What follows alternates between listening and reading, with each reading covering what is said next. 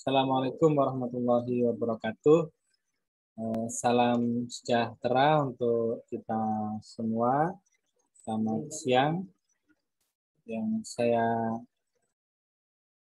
hormati Bapak Dr. Dwi Fitriyono MPD yang pada siang hari ini selaku fasilitator narasumber yang akan mendampingi kita semua di dalam melakukan refleksi di kebinekaan 3 dan kebinekaan 4. Oleh karenanya, sekali lagi saya terima kasih sudah mau bergabung dengan teman-teman kita semua yang dari beberapa kampus, mulai dari yang Kalimantan, ada yang dari mana itu Papua dan macam-macam ya.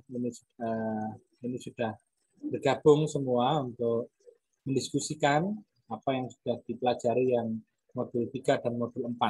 Saya lihat di beberapa asesmennya, penilaiannya juga sudah bagus, sudah sesuai yang dimaksud, apa yang saya maksud. Misalkan di masjid itu juga dilihat satu peradaban yang dari tidak hanya berbicara tentang masjidnya, tapi bangunan masjidnya itu juga dilihat dari beberapa peradaban, misalkan ada yang dari misalnya Turki, dari Indonesia sendiri, dan yang lain-lain. Jawaban-jawaban dari mahasiswa sudah saya lihat.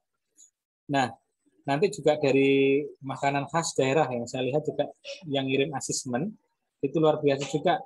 Saya di asesmennya itu ada yang menampilkan foto-fotonya juga, foto-foto makanannya.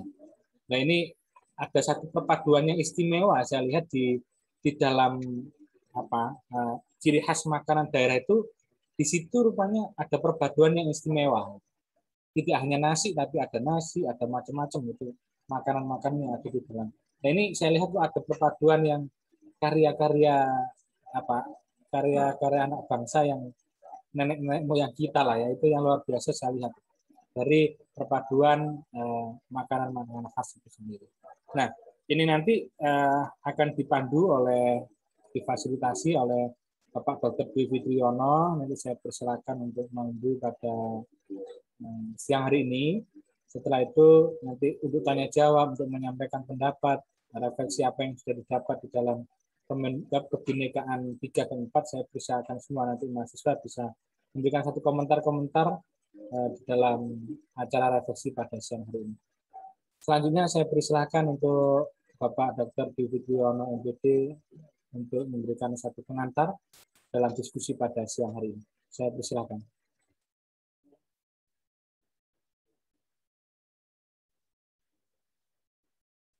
Saya persilakan Pak Dr. Dwi.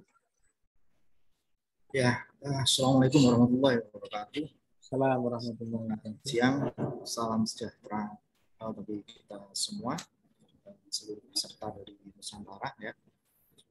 Oke, terima kasih kepada Bapak Imam selaku kegiatan ini yang memberikan amanah kepada saya untuk menjadi fasilitator di tahapan refleksi, khususnya tentang bagaimana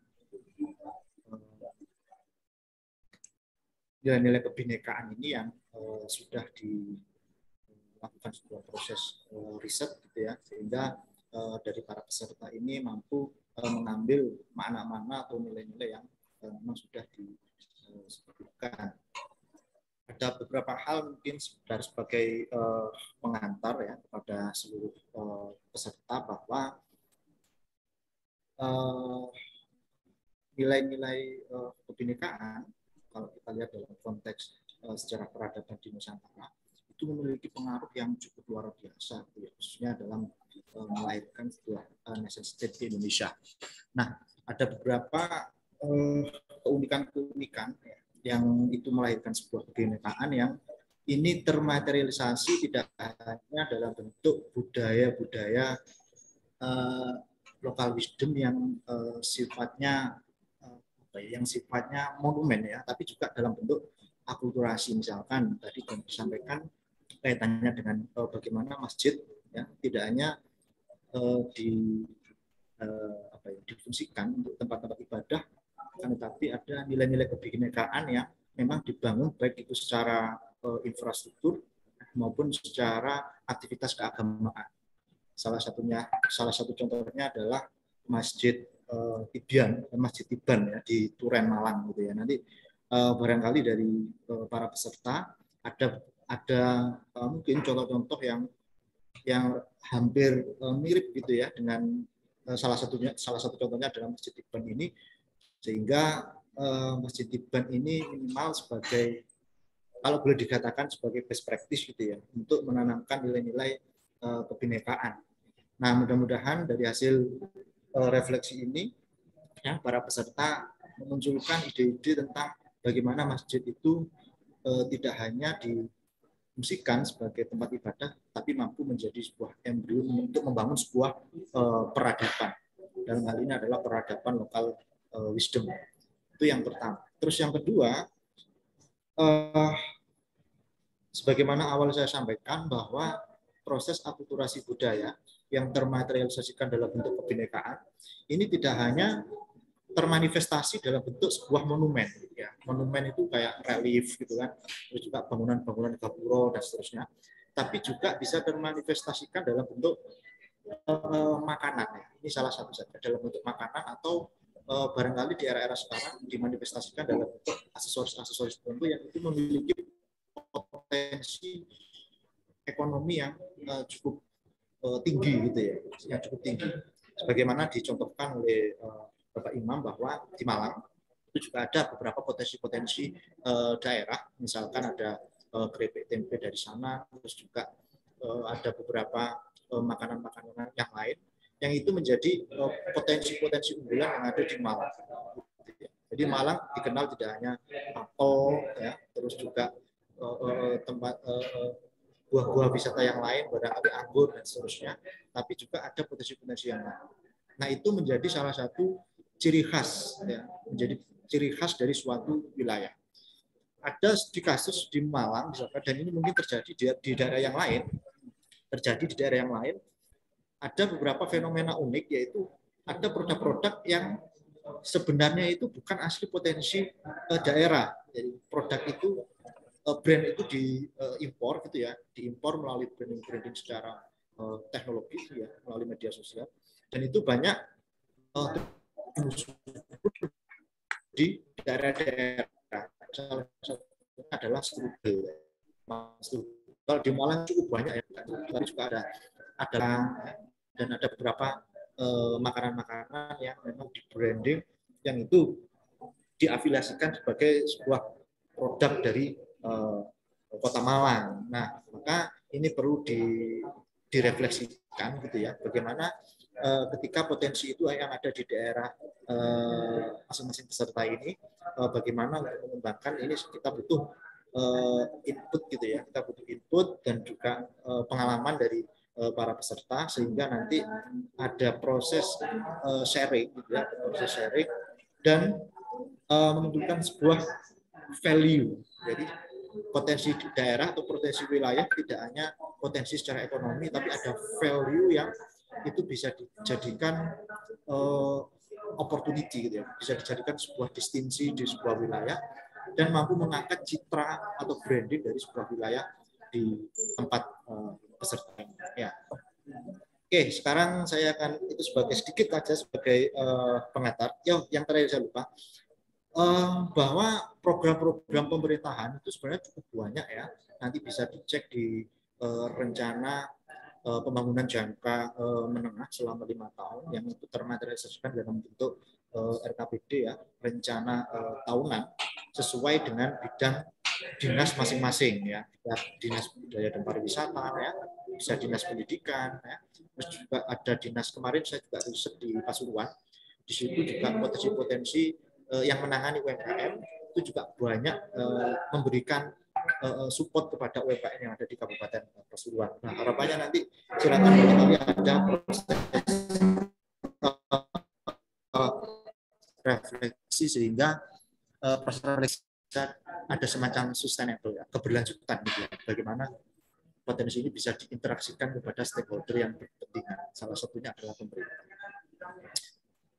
Baik, sekarang kita masuk ke yang sesi yang berikutnya, yaitu mungkin saya akan menanyakan ya kepada para peserta terkait dengan kira-kira dari pengalaman apa gitu ya, yang terkait dengan nilai-nilai kebinekaan, terutama bagaimana membangun sebuah nilai-nilai kebinekaan dalam bentuk sebuah peradaban yang manifestasinya bisa masjid atau mungkin potensi-potensi daerah yang lain.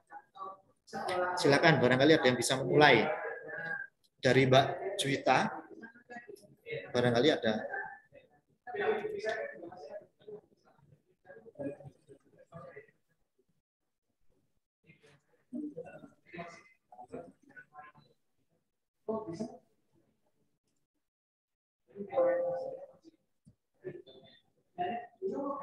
Mbak, halo? Suaranya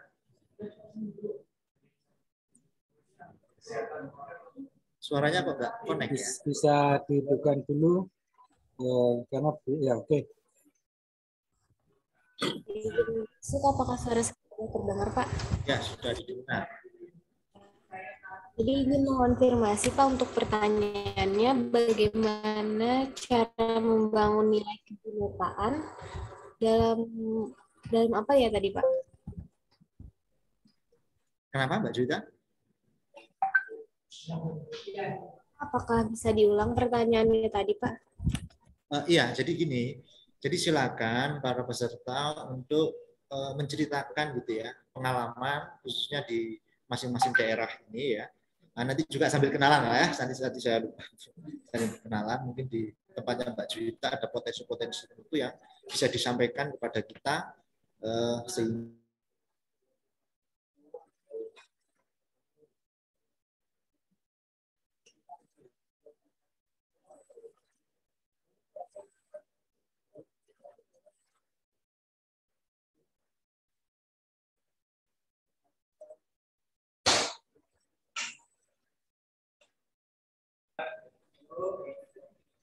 Ya, izin masuk, Pak. Untuk kalau misalnya sebelumnya perkenalkan, nama saya Juta Lastrina dari Kalimantan Selatan, Universitas Lambung Mangkurat.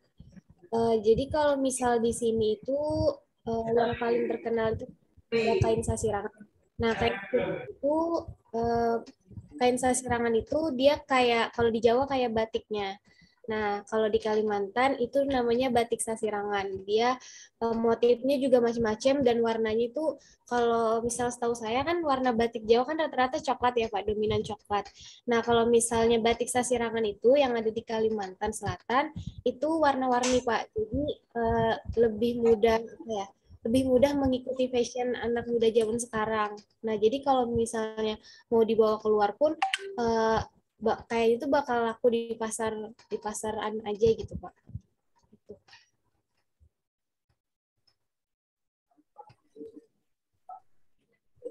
ya kalau di Kalimantan Selatan ya, di Kalimantan Selatan posisinya, nah, ya. Di Kalimantan Selatan. Kalau dari ini adakah itu semacam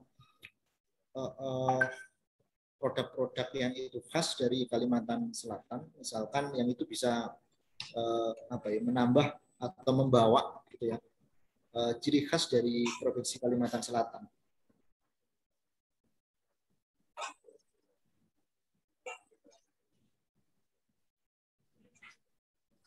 Barangkali dari makanan. Ini Pak, kalau misal dari segi makanan itu ada nasi kuning, tapi nasi kuning orang Banjar itu pakai bumbu habang. Nah, bumbu habang tuh enggak, saya kurang tahu ya Pak kalau misal di Jawa itu seperti apa nasi kuningnya gitu. Cuman kalau di sini dia pakai bumbu habang, jadi kayak dia kayak mirip balado tapi nggak pedas, lebih ke manis kayak gitu. Terus itu juga ada amplang, ada ketupat kandangan, dan rasanya itu juga lumayan berbeda dari ketupat atau lontong di luar daerah sini itu. Terus tuh sebenarnya kalau misalnya ngomongin makanan kayaknya tiap daerah punya banyak ciri khas masing-masing ya Pak, nggak bisa saya sebutkan satu persatu. Betul. Jadi gini, kalau di Jawa itu makanan itu mesti ada nilai-nilai filosofinya ya. Dan itu mesti terkait erat dengan terkait erat dengan nilai-nilai budaya yang ada di Nusantara. Ada nggak di Kalimantan Selatan? Oh, nah kalau misal itu saya cuma tahu satu nih Pak tentang soto Banjar. Nah kalau soto Enggak, Banjar, nilai-nilainya di situ. Biasanya ya. ada pesan-pesan tertentu kalau dari zaman dulu. Nah kalau soto Banjar itu ini setahu saya aja.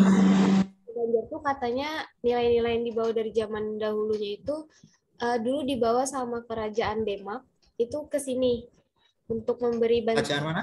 Kerajaan Demak Pak. Oh, Kerajaan Demak. Demak. Nah itu dibawa sama kerajaan Demak itu ke Kerajaan Banjar itu untuk membantu Kerajaan Banjar yang saat itu sedang dijajah. Nah, lalu sama masyarakat Banjar itu lebih apa ya namanya dimodif lagi lah sotonya itu.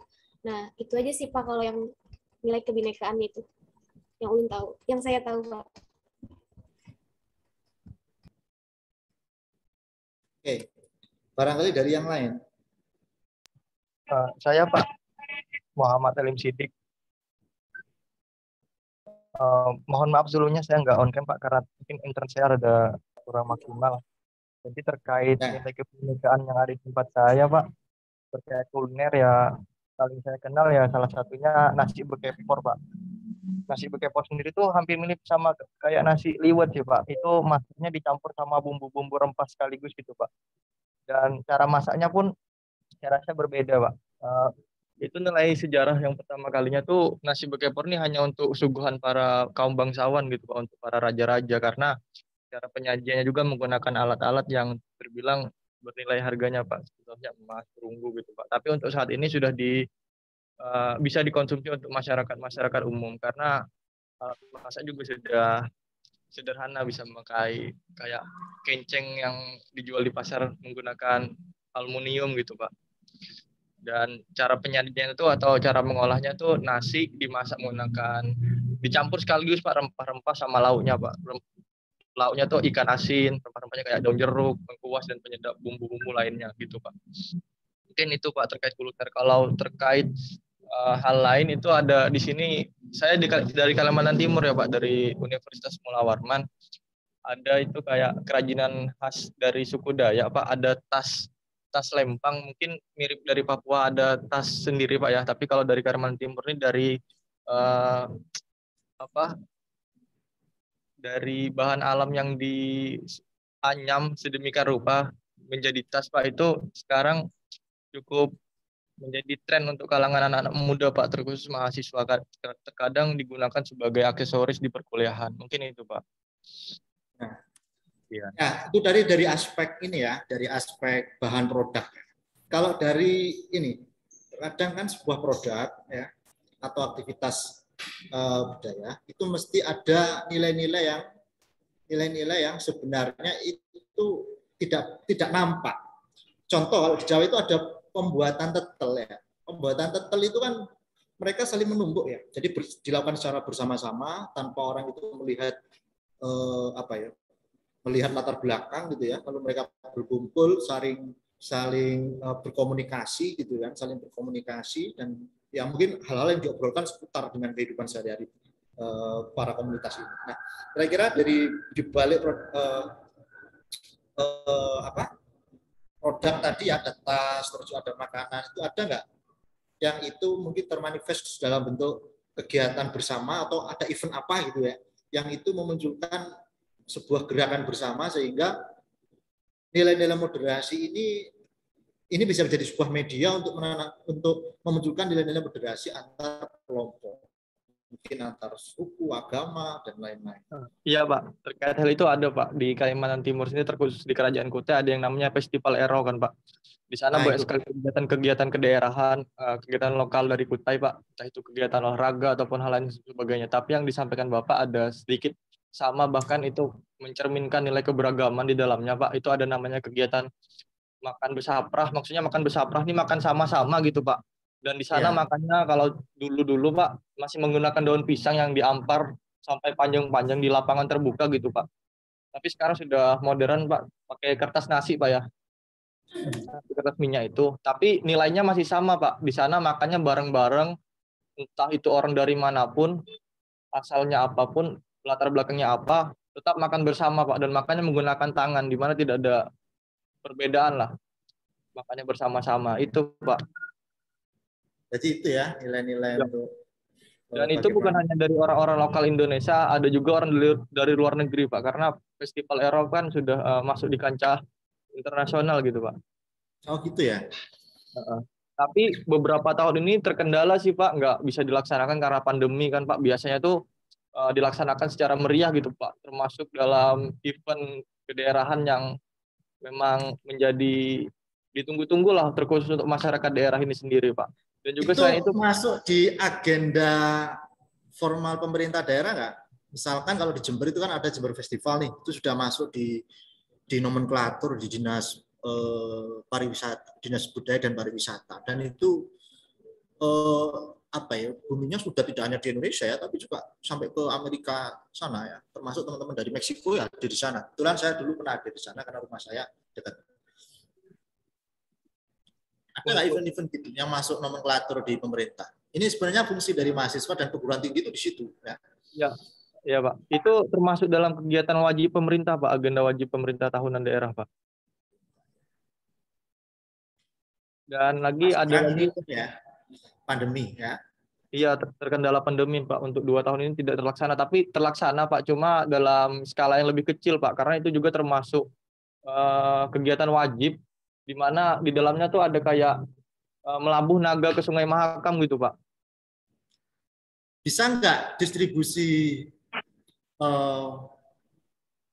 nilai-nilai moderasi tadi, kebinekaan tadi yang termanifest dalam bentuk kegiatan yang sifatnya rutin gitu ya, melalui kegiatan parade atau mungkin festival dan lain-lain, itu divisualkan gitu ya. Kalau melihat kondisi hari ini pandemi, harus ada rekomendasi seperti ini. Kayaknya banyak event sekarang itu yang bergeser gitu ya, bergeser dari yang sifatnya event-event parade yang berinteraksi antar massa gitu ya. Sekarang ini lebih ke visual ya. Banyak kok beberapa anak-anak muda itu katakan di Jogja itu juga banyak membuat video-video pendek yang itu bisa disajikan ya. Medianya bisa YouTube atau mungkin yang lain. Itu menurut saya sangat efektif ya di era sekarang untuk bagaimana menyebarluaskan nilai-nilai atau kultur atau budaya Nusantara ya, yang dimanifestasikan dalam bentuk nilai-nilai moderasi. Itu sebenarnya cukup banyak media-media untuk apa ya, ganti ya dari momen pandemi ini. Ya terima kasih Mas dari Kalimantan. Iya Pak, sama-sama Pak. Yang lain barangkali. Izin Pak, izin masuk saya Pak. Dari mana?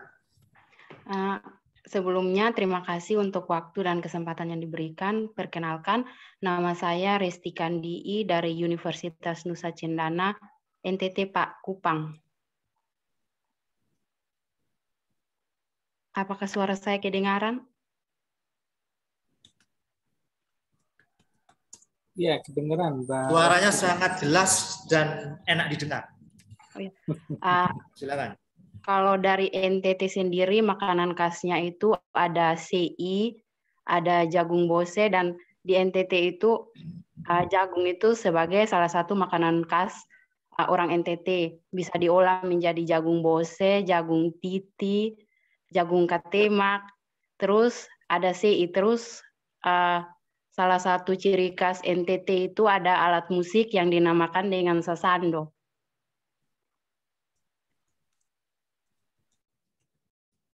Sasando. Apa arti sasando?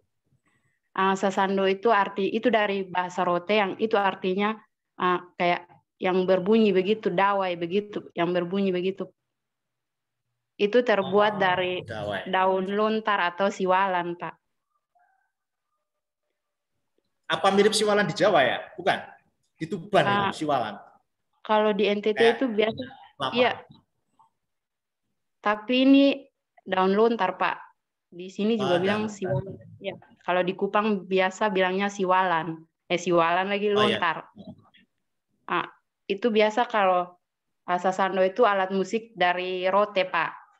Salah satu daerah di Nusa Tenggara Timur. Ya.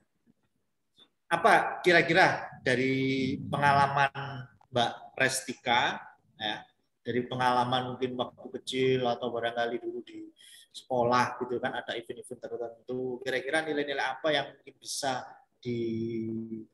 diambil ini ya, diambil secara studi akademik gitu ya dari berbagai momen-momen yang ada, biasanya ya dalam bentuk momen festival ya, atau barangkali ada peringatan hari besar tertentu ya, mungkin di agama di mana di NTT, sehingga memunculkan nilai-nilai yang itu satu bisa memunculkan potensi daerah gitu ya, sejarah leluhur. Terus yang kedua barangkali ada mungkin agama lain ya, atau barangkali dari suku yang lain juga bisa menikmati gitu ya, bisa menikmati momen-momen atau budaya yang ada di NTT. Terima kasih. Kalau yang saya bilang tadi itu sasando itu dia terbuatnya itu dari daun lontar atau siwalan. Itu dia kayak seperti tempat hike begitu, Pak. Itu kalau di NTT hike itu biasa untuk simpan irisan itu lontar itu, Pak. Jadi dari yang air lontar itu dia bisa dibuat diolah menjadi gula dan bisa diolah juga menjadi minuman keras, Pak. Di sini disebut dengan sopi atau laro. Sopi ya. Ya, Pak. Ada nggak ini momen tertentu gitu ya? Apa festival tertentu ada nggak di sana yang tadi disampaikan itu? Rutin, kegiatan rutin, ada nggak? Yang itu di up ya oleh dinas atau pemerintah daerah, dibuat event apa gitu oleh dinas pariwisata atau mungkin dinas yang lain. Ada, Pak, ada. Itu Sudah ada kayak ya. ada, Pak, untuk yang memperkenalkan budaya-budaya di NTT itu kadang ada yang di Labuan Bajo. Jadi ada perutusan begitu Bapak dari setiap daerah yang ada di NTT untuk memperkenalkan. Kalau barangkali bisa sedikit aja diceritakan kira-kira nilai moderasi yang seperti apa yang mungkin sudah didapat dari mungkin Mbak Resti ini sudah mengkajinya gitu.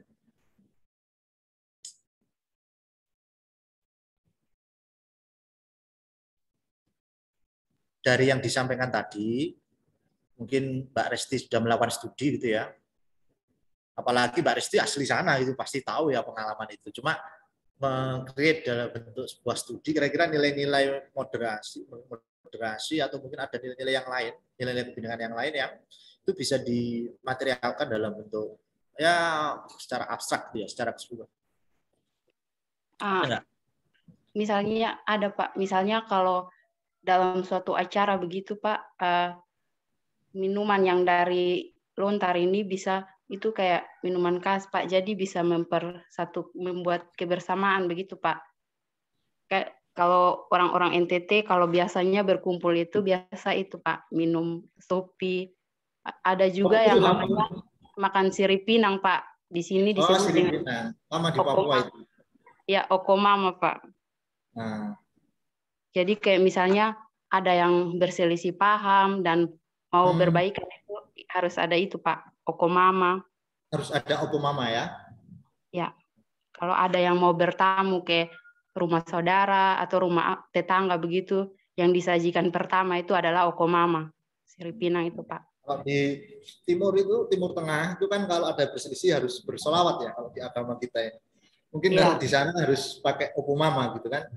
Iya. Itu memang dari leluhur ya, sudah turun temurun ya. Iya.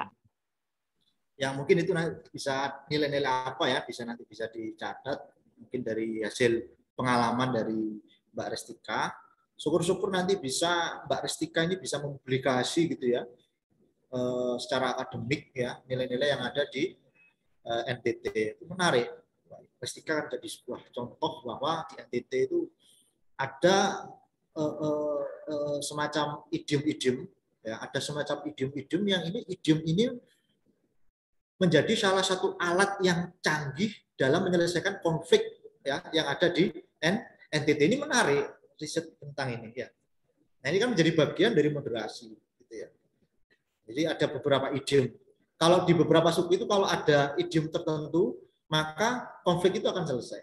Biasanya setiap komunitas itu mesti ada idiom-idiom tertentu. Yang ya, itu menjadi sebuah keyakinan, ya, untuk kelompok-kelompok tertentu.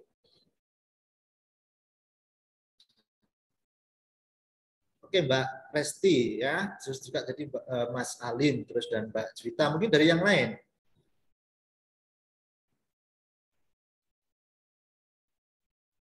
Ada Kalimantan, ada NTT, dari mana ini? Saya menyebutkan atau gimana? Mbak Devani, Pong Liling, bisa berstatement Mbak Devani? Mbak Devani, atau Mas Jabal? Silakan Mas Jabal.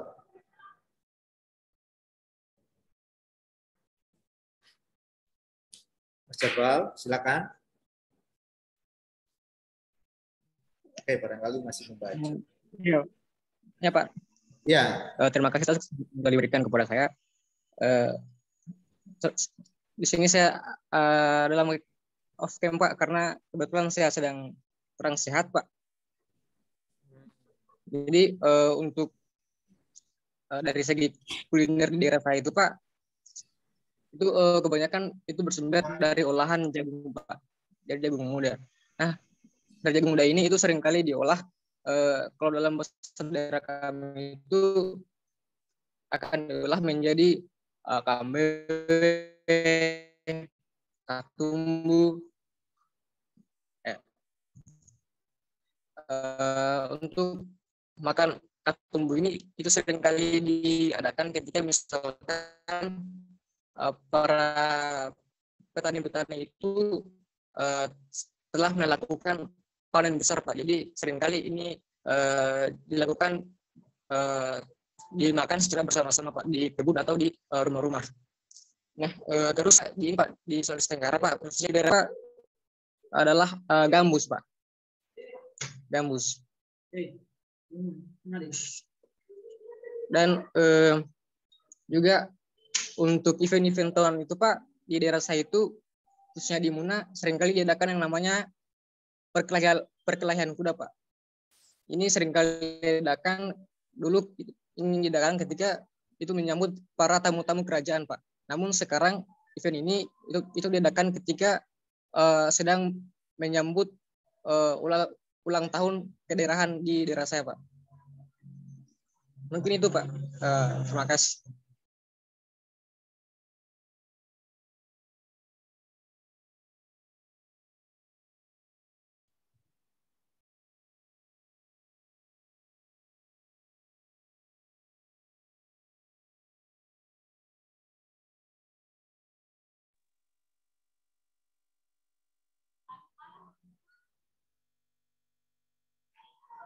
Suaranya nggak kedengeran, Pak.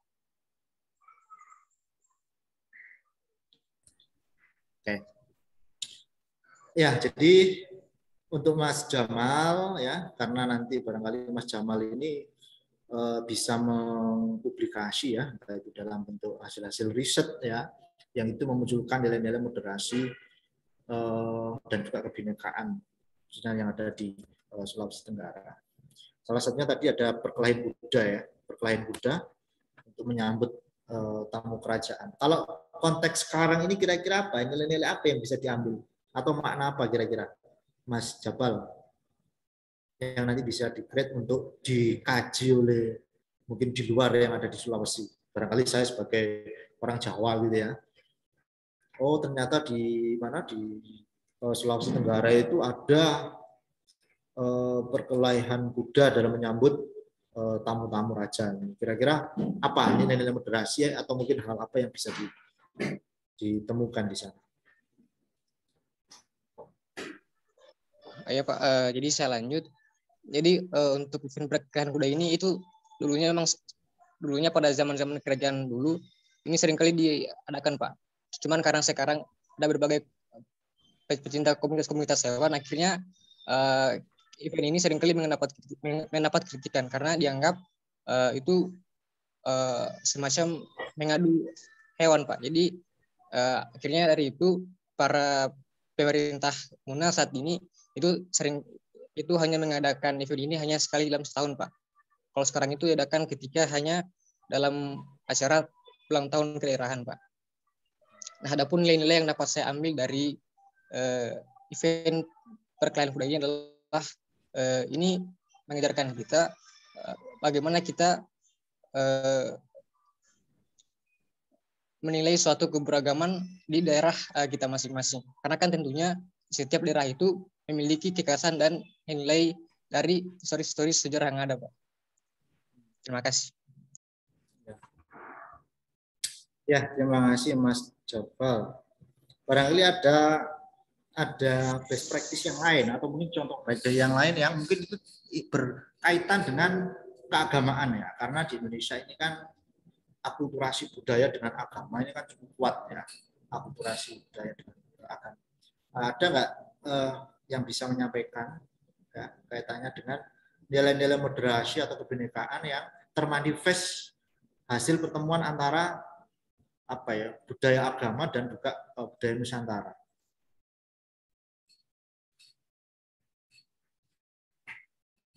Ada nggak?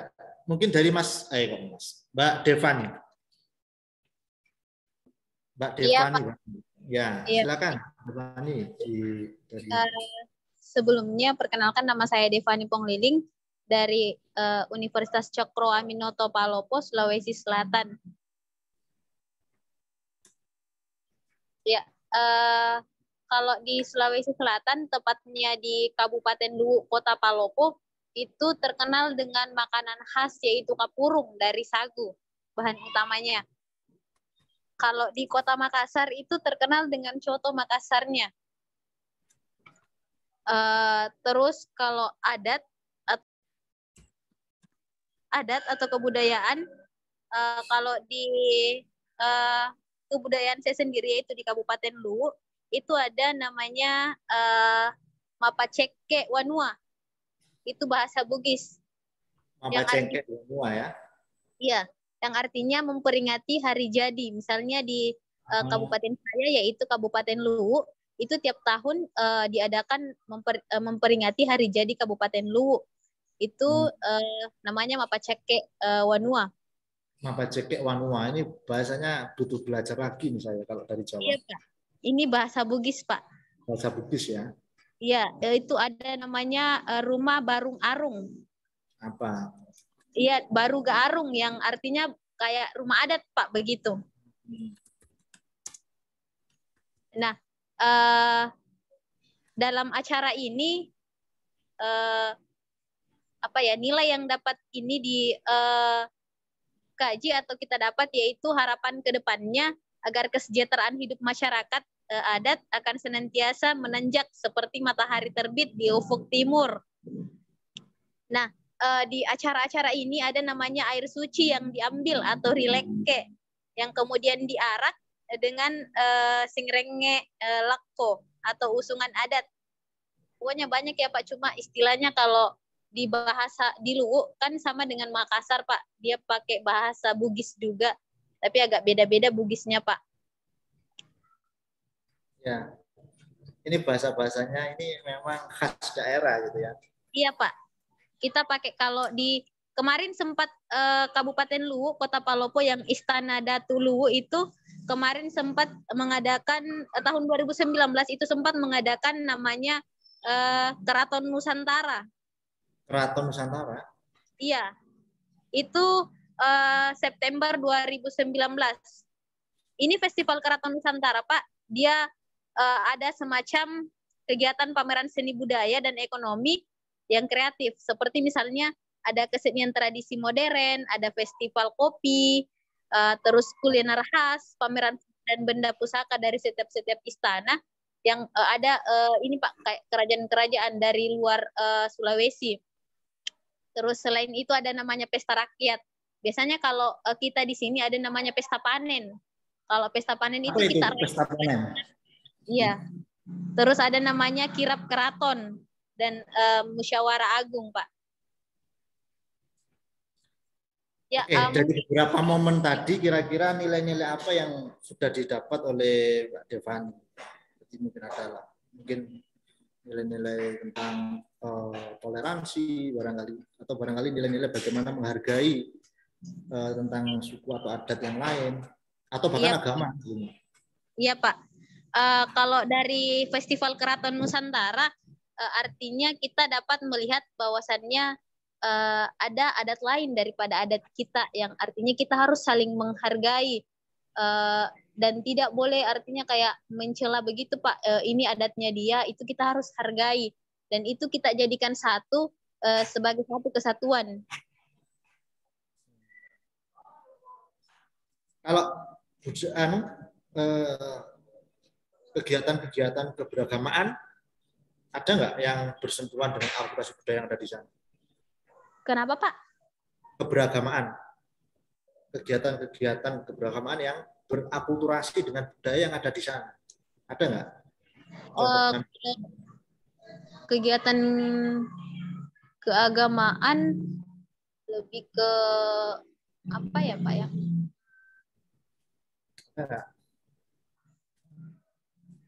Yang ada di sana. Boleh, Nasrani boleh, Islam boleh. Kalau kegiatan keagamaan itu ada. Kalau di suku ini, kalau misalnya kita kan ada namanya, saya kan juga masuk dalam kategori suku Toraja, Pak. Kalau di Nasrani biasa ada namanya Rambu Solo sama Rambu Tuka. Kalau Rambu Solo itu adatnya orang meninggal. Kalau itu di Nasrani ya? Iya. Kalau Rambu Tuka itu Pak orang pengantin, adat pengantinnya orang Toraja.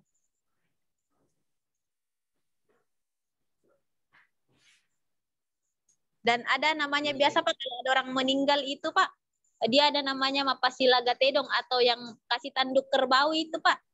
Itu ada Pak adatnya. Kalau orang meninggal ada dilakukan seperti itu.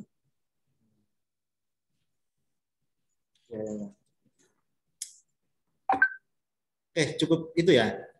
Iya Pak. Mungkin dari yang lain nanti bisa saling sharing. Sebelum dilanjutkan Pak Dwi, saya minta tolong untuk peserta Mutu Nusantara yang memang tidak ada masalah sinyal, kamera Zoom-nya bisa dihidupkan. Kami tidak mau ada diskusi yang saya juga nggak tahu apakah di sana ada orangnya atau tidak. Kalau memang tidak serius, kita selesaikan kegiatan ini. Saya tidak terlalu ayo kita saling mengerti. Kalau memang kalian ingin mengikuti ini dengan serius, kameranya dihidupkan. Selain yang memang ada acara praktikum dan ada yang sakit ya, kalau memang tidak ada kendala sinyal, untuk bisa dihidupkan kameranya. Baru kita akan lanjutkan untuk melakukan refleksi pada siang hari ini. Ya, saya persilakan Pak Dwi untuk bisa dilanjutkan kembali. Ya, terima kasih. Jadi mohon untuk dihidupkan ya kameranya. Tadi Pak Imam sudah banyak membimbing kalian. Jadi mudah-mudahan ini bisa dijadikan suatu best practice ya dari masing-masing daerah, sehingga masing-masing daerah ini saling berinteraksi ya, saling bertemu gitu ya. Bagaimana di Sulawesi, di Kalimantan, bukan terus di NTT tadi. Oke, barangkali silakan langsung yang lain. Barangkali dari yang belum, Bu atau Mbak ini ya, dari Nur Andini, barangkali. Silakan.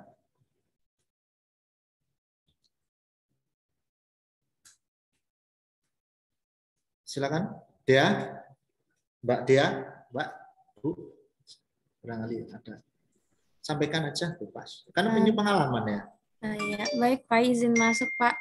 Perkenalkan, nama saya Dea Rizkyananda. Saya dari Universitas Halwaleo, Sulawesi Tenggara, Kendari Pak. Jadi kalau untuk di Sulawesi Tenggara sendiri Pak, khususnya untuk Kota Kendari, ada dikenal sama makanan khas daerahnya itu sinonggi. Jadi sinonggi itu bahan dasarnya dari sagu Pak. Sebenarnya ini sinonggi mirip-mirip sama papeda, tapi kalau sinonggi sendiri Pak. Tapi kalau sinonggi sendiri dia ini dari cara penyajiannya dan disantap dia itu dengan menggunakan campuran kuah ikan atau biasa pakai kuah daging yang dimasak, biasa kalau kita sebut di sini tuh dimasak tawoloho yang memakai dengan daun kedondong, buah kedondong. Terus kalau seumpamanya untuk kebudayaan yang ada di Sulawesi Tenggara itu biasa ada seperti untuk perempuan yang akan memasuki fase dewasanya itu mereka diadakan yang namanya pingitan. Setelah pingitan itu di mana perempuan ini yang mau beranjak dewasa dipingit atau dikurung dalam suatu ruangan itu dalam jangka waktu kurang lebih 3 hari Pak, dan setelahnya itu pingitan ini mereka melakukan tarian yang dinamakan tarian yang dinamakan tari.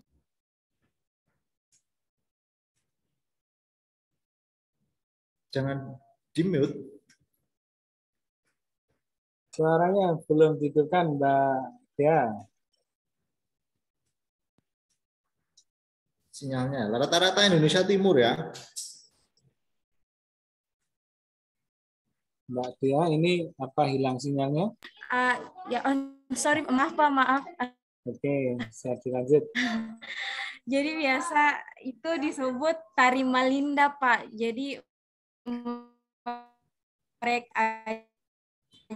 Jadi setelah dilakukan pingitan, kalau mereka ini sudah beranjak dewasa kalau di sini. Dan selain itu juga Pak, ada budaya poele, di mana poele ini dilakukan ketika diadakan suatu pernikahan Pak. Jadi ketika suatu pernikahan dari pihak laki-laki ini, ketika untuk menuju ke tempat perempuannya ini diiringi dengan adanya poele. Jadi poele ini merupakan suatu kayak bisa dikatakan tarian di mana antara dua laki-laki atau lebih saling kayak mereka memegang pisau, jadi kayak seakan-akan itu mereka berkelahi, tapi dengan adanya tarian dalam situ Pak. Itu salah satunya. Dan untuk kalau seumpamanya adanya pertunjukan atau festival-festival yang ada di Sulawesi Tenggara itu sendiri Pak, biasanya setiap tahunnya itu rutin diadakan pameran expo, di mana pameran expo di sini nanti mengekspos semua budaya-budaya yang ada di Sulawesi Tenggara. Dan biasanya itu kayak seumpamanya tuan rumah untuk festival ini berganti-ganti tempatnya Pak. Biasa untuk biasanya untuk tuan rumahnya atau tempat diadakannya festival biasanya di Kota Kendari, ada juga di salah satu nama kota di Sulawesi Tenggara itu Kota Raha, Kota Buton. Jadi setiap tahunnya itu rutin berganti-ganti tempat pelaksanaannya. Jadi dari adanya festival ini Pak, adanya pameran ini, menurut saya sendiri, saya bisa dapatkan nilai kebinekaannya di sini, di mana antusiasmenya warga-warga itu sangat antusias sekali untuk menghadiri festival atau pameran ini, yang dimana menurut saya ketika mereka ada rasa antusiasme seseorang, berarti seseorang itu bisa menghargai perbedaan, walaupun kayak seumpamanya kita satu daerah Sulawesi Tenggara, tapi kan dalam daerah Sulawesi Tenggara ini terdiri lagi beberapa kebudayaan yang lain, baik suku, bahasa atau apapun itu Pak. Jadi menurut saya dari adanya antusiasme seseorang, berarti seseorang ini sudah sudah mempunyai rasa toleransi karena rasa keinginannya, rasa antusiasmenya untuk menghadiri festival itu, di mana dia ingin melihat keberaneka-ragaman budaya, keberaneka-ragaman suku yang ditampilkan ataupun kerajinan setiap daerah atau suku yang ada di Sulawesi Tenggara. Jadi menurut saya itu yang bisa saya ambil dari festival itu, Pak. Terima kasih atas kesempatannya. Baik, terima kasih.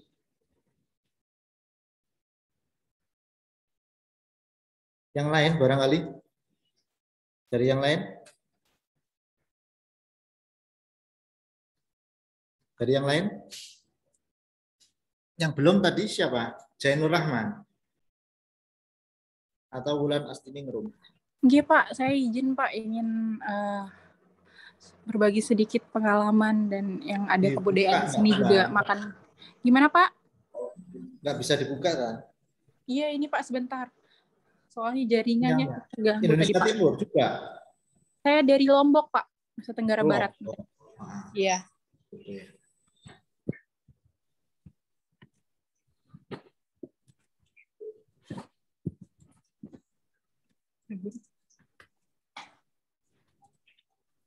Baik Pak, terima kasih. Mohon maaf sebelumnya. Di sini pertama-tama saya akan menjelaskan makanan daerah yang ada di Lombok, khususnya di tempat tinggal saya yaitu Lombok Utara. Kalau di sini sendiri ada beberapa jenis makanan daerah. Yang pertama itu ada sate ikan, ada pelecing, dan juga kalau untuk jajanannya itu ada namanya lupis seperti itu Pak. Tapi di sini saya ingin menjelaskan kalau yang paling dikenal itu adalah sate ikan, di mana sate ikan ini sangat terkenal sekali untuk dijadikan oleh-oleh dan juga untuk disajikan ketika ada tamu yang datang dan juga misalnya ada acara-acara besar seperti itu. Dari sate ikan sendiri, bahan utamanya memang dari ikan yang masih segar seperti itu, dan juga ada bumbu-bumbu, misalnya dari kunyit, laos, terus cabai, dan bumbu-bumbu yang lainnya. Selanjutnya untuk kebudayaan yang ada di sini, kan kalau sekarang itu kita masih ada di suasana Maulid, Pak. Nah, kalau di Lombok Utara sendiri itu ada namanya Maulid Adat. Untuk setiap tahun itu ada acara Maulid Adat yang dilakukan di Lombok Utara, khususnya itu di daerah Bayan, masih satu kabupaten. Setiap ada Maulid Adat itu banyak hal yang dilakukan, ada ritual adatnya, dan juga yang paling banyak yang diminati dan dilihat sama masyarakat itu ada namanya presian dan juga tari bisok beras. Tari bisok beras itu yang dimaksud adalah tari mencuci beras, seperti itu Pak. Jadi sebelum diadakannya acara makan-makan pada saat ritual dan adanya Maulid Adat itu, anak-anak atau remaja juga orang tua yang ada di desa Bayan itu melakukan tarian bisok beras. Jadi mereka menari dengan cara mencuci beras sambil menari, seperti itu dia. Oleh karena itu dikatakan tari bisok beras. Itu yang sering sekali ditunjukkan untuk ditonton oleh masyarakat sekitar yang datang. Juga ada presian. Presian itu sejenis kayak dua laki-laki yang saling pukul seperti itu Pak, tapi menggunakan apa ya namanya? Saya sedikit lupa sih Pak nama ini. Apa Pak yang pandan ya? Ya pandan, itu ada pandan sama lontar. Di sana itu kok saling pukul-pukul gitu ya? Iya Pak, dia itu untuk mengadu kekuatan. Jadi nanti ada takut juga kalau di sana ini. Iya, ada beberapa wanita, itu wanita yang datang itu kayak jadi penyemangat mereka. Jadi bahkan mereka saling pukul-pukulnya itu sampai berdarah-darah. Tapi itu yang dilihat bahwa itu dengan ini ya, kelompok Syiah itu ya. Gimana Pak? Putus-putus Pak. Di Karbala itu ya. Di Syiah. Iya. IAIN ya kamu? Bukan. Bukan ya. Bukan. Ya, mereka kalau di sini tuh menguji gimana ya, melihat bahwa siapa sih sebenarnya yang kuat kayak gitu, melihat sampai mana sih kekuatan mereka. Jadi adu kekuatan gitu. Nanti kalau yang menang, bahwa memang benar dia punya kekuatan gitu. Gimana Pak? Yang di Lombok itu, Lombok atau NTB itu yang kalau mau nikah harus dicuri dulu itu. Ya, nah itu di daerah saya juga Pak, di Lombok Utara. Ada juga di beberapa Lombok, cuman yang masih kental juga di sini adatnya itu kalau kita mau menikah itu harus diculik dulu. Yang diculik ya? Ya, calon istrinya diculik, baru kalau dia sudah diculik itu dia pasti keluarganya udah tahu kalau dia nak pulang misalnya sehari 2 hari, berarti dia sudah dilarikan untuk menikah. Itu masih menjadi adat di sini. Cuman kita berusaha untuk mengupayakan, sebenarnya bukan untuk nggak pengen adat itu hilang sih Pak, cuman karena berdampak sekali buat anak-anak kalau untuk mau menikah tapi dicuri kayak gitu. Nggak baik lah Pak, seperti itu. Cuman memang masih banyak terjadi, menikah harus dilarikan dulu. Salah satu adat yang ada di Lombok Utara. Kayak gitu Pak. Intinya apa kira-kira nilai-nilai yang bisa diambil dari kalau yang saya ambil nilai-nilainya itu yang pertama tuh dari yang paling positif tuh dari tarian Bisok Beras itu Pak, karena kan kalau yang nari Bisok Beras tuh bukan hanya pada saat Maulid adat itu, cuman dia tuh sering banget dilakukan pada saat acara gawe itu kayak menikah gitu Pak, acara besar itu yang disebut dengan gawe. Pada saat gawe itu semua itu kompak untuk melakukan tarian Bisok Beras. Mereka tuh pergi ke sungai, semua nih masyarakatnya saling membantu. Dia tidak dilihat dari dia siapa, dari agama mana, enggak, tapi dia satu di sana, bahwa kita tuh sama masyarakat Lombok Utara, di mana kita harus menjunjung tinggi sikap toleransi dan kerjasama antara semua masyarakat yang ada. Jadi mereka tuh menggunakan kain adat itu digunakan untuk pada saat datang ke danau, ke sungai untuk mencuci beras gitu Pak. Kan kalau di sini sungainya masih bersih gitu, terutama yang di air terjunnya. Tadi beras dicuci di sungai ya? Iya Pak. Salah satu adatnya seperti itu. Jadi kita tuh semuanya itu jalan ke sungai menggunakan sarung, kain ada di sini, terus menggunakan jong, pakaian adat segala macam, baru kita bawa tentengan untuk beras, misalnya kayak apa istilahnya, ada kayak wadah tapi yang dibuat dari kayu seperti itu Pak. Nanti dia langsung di sana adatnya itu mencuci berasnya bersama-sama, dan juga ada tariannya. Jadi itu pemerintah daerah nggak gitu, sentuhan dari pemerintah daerah. Sentuhan dari pemerintah daerah. Kali jadi iya, program Pak. unggulan, strategi. Iya, salah satu program unggulan. Bahkan diusulkan kalau untuk Maulid adatnya itu bakal jadi wisata nasional nantinya Pak untuk tahun depannya. Karena memang bagus sekali sih kalau dilihat dari nilai toleransi masyarakatnya. Itu sih yang bisa saya sampaikan Pak. Oke, barangkali nanti bisa ditulis, mungkin kalian nanti waktu skripsi atau gimana bisa dikonekkan lah dengan budaya-budaya yang ada di Nusantara. Kan pendekatannya kan bisa dari ragam jurusan ya, bisa ekonomi ya, bisa jurusan ekonomi, terus juga jurusan pendidikan dan lain-lain. Tinggal nanti konteksnya bisa konteks budaya-budaya lokal. Oke, berikutnya.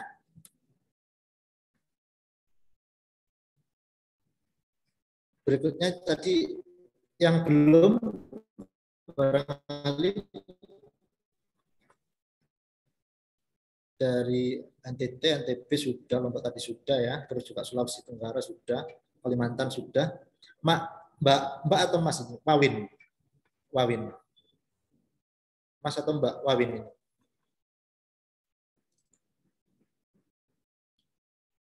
Wawin.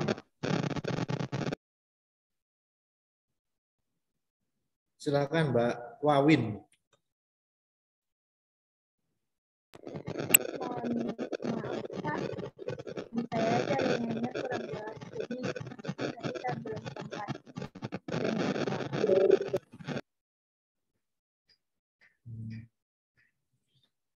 Kenapa kok segitu ya sinyalnya ya, Mbak Wawin?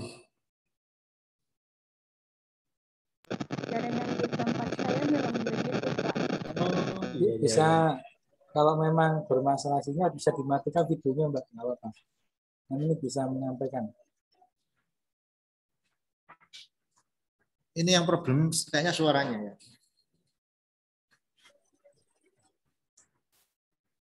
Restika Ariati.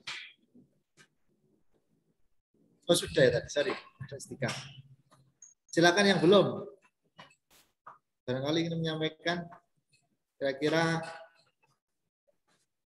value apa yang bisa diambil hikmahnya gitu ya, yang bisa dipelajari ya, atau yang bisa direfleksikan ya, sehingga nanti antar daerah ini bisa saling mempelajari gitu ya, value chain yang ada di masing-masing daerah bisa dikembangkan secara bersama. Ini menarik sebenarnya ya, apa yang disampaikan tadi, tinggal bagaimana meng-create dalam bentuk sebuah literatur.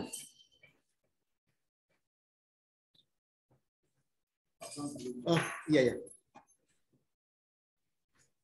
Silakan Nur Andia ini barangkali yang belum, atau Juwita yang belum tadi.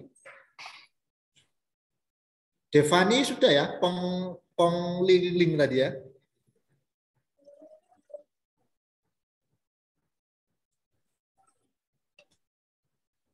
Mbak Devani. Di sini lagi ini Pak ribut, soalnya sudah mau sholat asyar. Oh, sudah mau sholat asar. Oke, mungkin gini Pak Dwi, saya rasa bisa diberikan satu poin-poin penting yang sudah disampaikan oleh teman-teman modul Nusantara tadi. Saya rasa banyak hal yang sudah disampaikan, bisa diberikan satu conclusion untuk pertemuan pada siang hari ini. Oh ya, baik. Ya, terima kasih kepada para peserta ya modul Nusantara ini. Jadi ada beberapa hal sebenarnya yang tadi ingin saya gali. Terus terang menurut saya apa yang disampaikan tadi sangat penting ya, terutama untuk saya juga banyak mengambil data ini apa yang disampaikan tadi ya. Banyak budaya-budaya sudah disampaikan. Poin yang pertama bahwa budaya yang ada di Nusantara ini merupakan budaya yang memiliki nilai-nilai kebinekaan. Itu yang pertama. Di budaya yang sudah memiliki kebinekaan dan sudah secara turun-temurun ya kita kenal.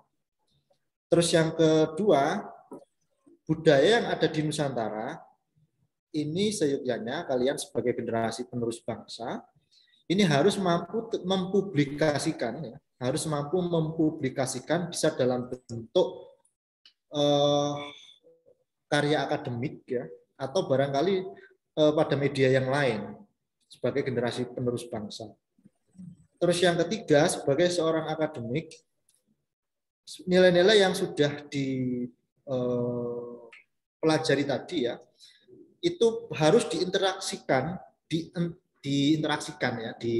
dikomunikasikan ya, dikomunikasikan pada stakeholder terkait, bisa pemerintah, akademisi, atau tokoh-tokoh yang berpengaruh, khususnya pemerintah, untuk dimasukkan sebagai, kalau di istilah saya itu ada policy brief. Policy brief itu atau mungkin riset di lapangan gitu ya, dinarasikan sederhana, lalu menyampaikan rekomendasi poin-poin apa yang nanti bisa dilakukan oleh pemerintah dalam mengambil kebijakan, tentunya dalam konteks ini, dalam konteks kebinekaan yang ada di daerah. Search aja di Google ada istilah policy brief. Policy brief itu ya semacam memo untuk merekomendasikan sebuah kebijakan pada pemerintah daerah. Kalau semisal nilai-nilai itu menurut para peserta ini penting untuk dipublikasikan ya, menjadi nilai-nilai keunggulan di Nusantara, salah satunya di daerah, bisa di Sulawesi, Kalimantan dan seterusnya. Ya. Agar nanti termanifest dalam bentuk nomenklatur. RPJMD, terus juga rencana pembangunan daerah atau rencana tahunan dan seterusnya. Atau syukur-syukur nanti manifestnya dalam bentuk program festival ya. Tadi yang beberapa contoh sudah disampaikan ya. Karena ini termasuk sebuah sistem pentahelix ya. Jadi mempertemukan antara potensi daerah, terus yang kedua adalah pemerintah daerah, dan yang ketiga adalah perguruan tinggi. Nah, para peserta ini yang merepresentasikan sebagai perguruan tinggi.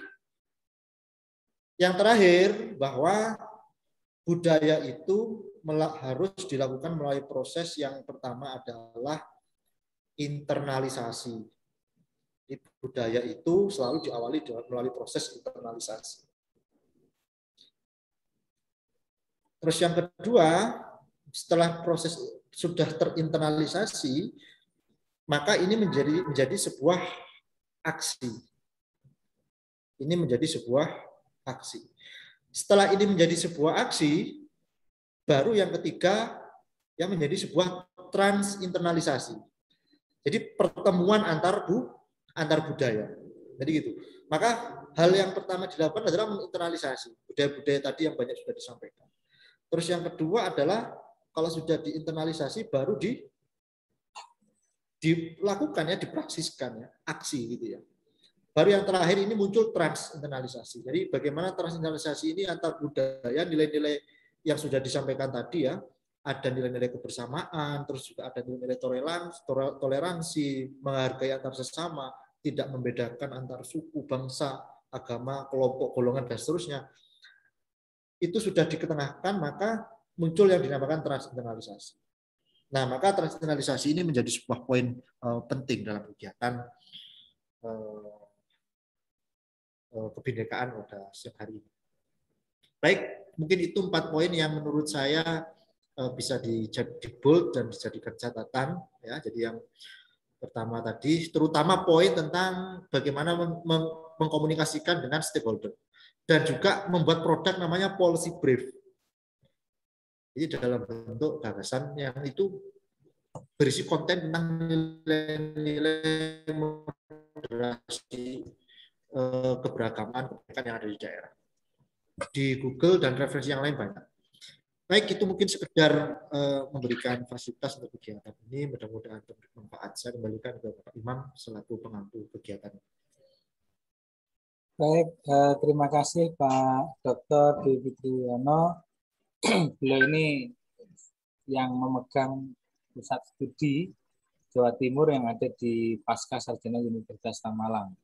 Dia juga melakukan beberapa penelitian-penelitian yang itu bagaimana mengembangkan untuk Jawa Timur ini.